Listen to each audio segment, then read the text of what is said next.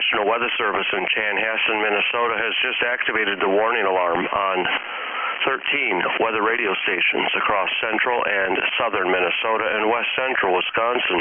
During dangerous weather situations, these specially built weather radios are automatically activated to warn for the hazards.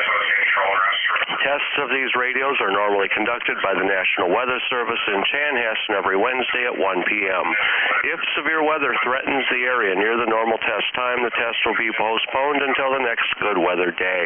The warning alarm will be activated for selected watches, warnings, and statements affecting central and southern Minnesota and west central Wisconsin and northwest Wisconsin.